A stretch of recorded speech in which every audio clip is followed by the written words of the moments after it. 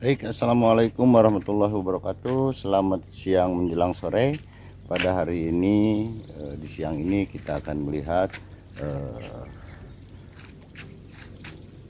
penanaman atau perawatan padi yang kita tanam dalam polybag di program ketahanan pangan kita tahun 2025, yaitu ada sekitar Dengan 5.000 inovasi polybag. ini, kami berharap dan kami tidak berhitung bahwa keuntungan secara nominal, secara uang, bagi kami adalah ketika masyarakat mau dan mau menanam padi dalam polybag dan bisa ditanam di halaman rumah, dan itu keuntungan bagi kami.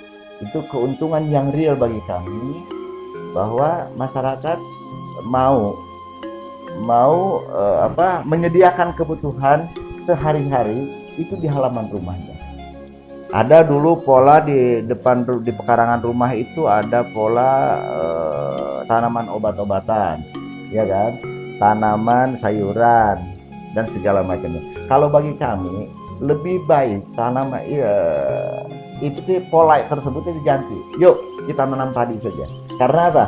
Karena kebutuhan satu ini kebutuhan pokok masyarakat kita yang mudah-mudahan ini tidak terjadi di Indonesia, karena kami juga mau program ini sesuai dengan program SDGs, yaitu program yang sustainable. Keberlanjutannya harus benar-benar jelas. Kami ingin memberikan pesan moral, terutama bagi masyarakat kami, masyarakat Desa Bunyi-Gengko. Itu prioritas kami, supaya mereka mau menanam padi, mau menyediakan kebutuhan rumah tangganya, itu bisa disediakan di halaman rumahnya. Selain itu, nanti ada keberlanjutannya. Oh, kalau mau makan dengan ikan, yuk kita bikin kolam ikan kecil. Yuk, kalau kita pengen ada cabai, ada tomat di sana, itu pelengkapnya saja. Yang terpenting bagi kami adalah program ini betul-betul emang program yang emang kami siapkan untuk menjadi pesan moral saja buat masyarakat Desa Bunyi-Gengko pada khususnya, ya.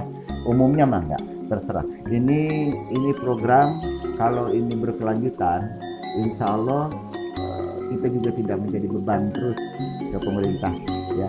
Kita tidak membebani beban ke pemerintah yang harus menyediakan begitu banyak beras. Kalau dipotong dengan setiap desa seperti itu bisa menjadi menjadi terobosan buat kami di desa, tidak terlalu 100% membebani. Beras itu harus disediakan oleh pemerintah dan bulog pada ini, ya. Pada akhirnya, sekali lagi, program ini bukan program yang menguntungkan secara nominal. Kalau kita hitung seperti itu, 1 galon 10.000 kalau kita di RAD kan, ini perhitungan yang kami harus sampaikan, bahwa program ini bukan program yang kami hitung secara nominal, tapi kami hitung keuntungannya secara moral saja. Masyarakat kita harus bisa menyediakan kebutuhan sehari-harinya itu dari halaman rumahnya, dan itu bisa dilakukan sebetulnya. Cuma ini harus ada edukasi yang memang dianggap bahwa ini program nyeleneh gitu, program yang mana keuntungannya, ini pasti merugi. Kami sekali lagi kami sampaikan bahwa program ini bukan untuk program mencukupi dan untuk menguntungkan secara nominal, tapi program ini betul-betul program yang kita sampaikan pesan moralnya saja, sampaikan kepada mereka bahwa mereka punya kewajiban untuk menyediakan kebutuhan sehari-harinya itu harus di depan rumahnya. Dan ini adalah program kebutuhan pokok. Kebutuhan pokok setiap hari. Kalau kita yang lain-lain itu temporer. Kan itu temporer. Ketika kita pengen ikan, ya harus beli ikan. Tapi nasinya harus ada, kan? Nasi tetap harus ada. Makanya ini kami ambil terobosan seperti ini, itu betul-betul emang pesan moral ke masyarakat kita, bahwa kebutuhan sehari-hari, kebutuhan pokok sehari-hari sebetulnya bisa disediakan di halaman rumah yang emang cocok untuk menanam padi. Harus diingat bahwa tanaman ini betul-betul emang membutuhkan sinar matahari pagi.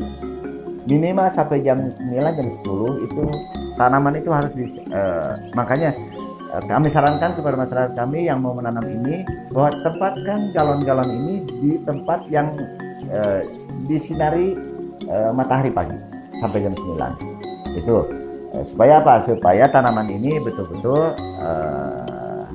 bagus perkembangannya.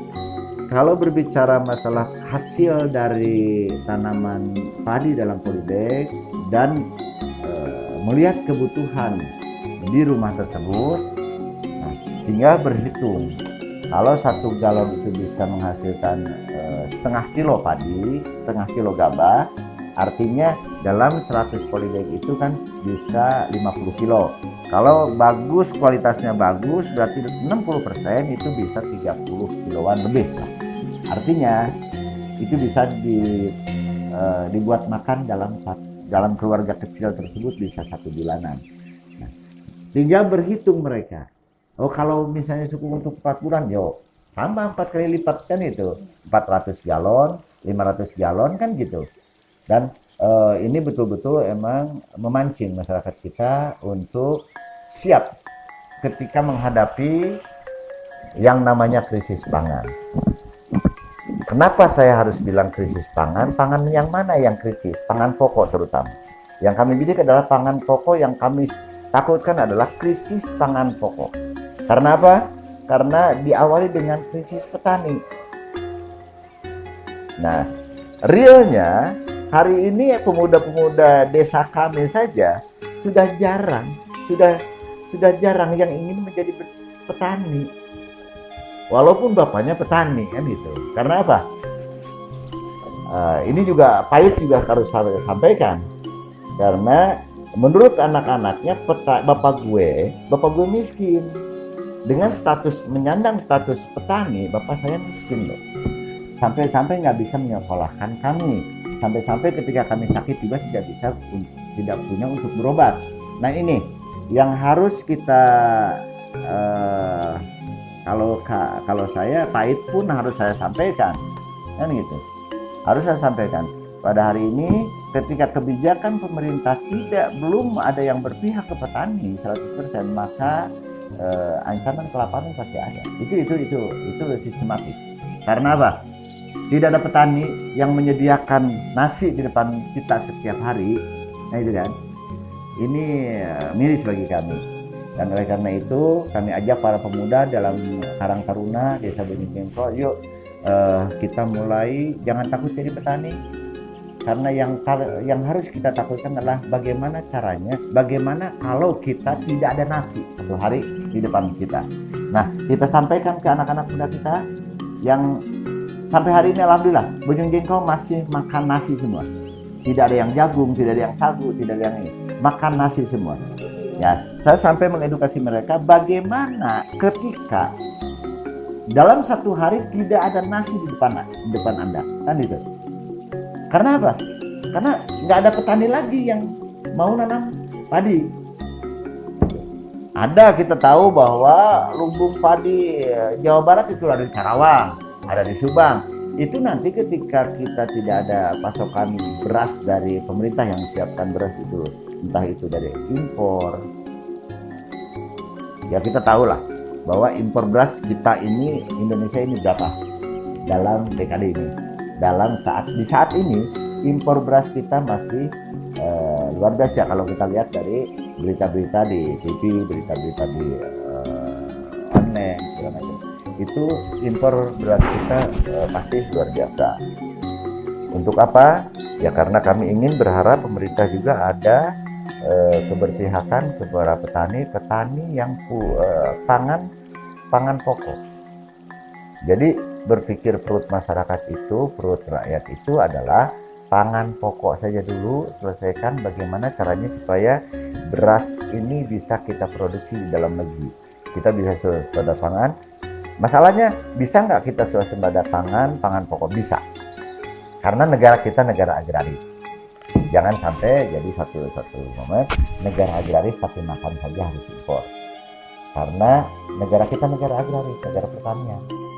Dan harus bagi kami, wajib bagi kami bahwa makan pokok saja itu sebetulnya bisa kita cover di dalam negeri. Nah, mudah-mudahan lah pemerintah kita ke depan dengan pimpinannya dipimpin oleh Pak Presiden kita Pak Prabowo Subianto dengan Mas Gibran itu bisa menyelesaikan urusan perut masyarakat yang hanya sekecil inilah. Hadirkan nasi di depan rakyat kita, yaitu hasil dari pertanian Indonesia, hasil pertanian rakyat, petani Indonesia yang handal. Ya.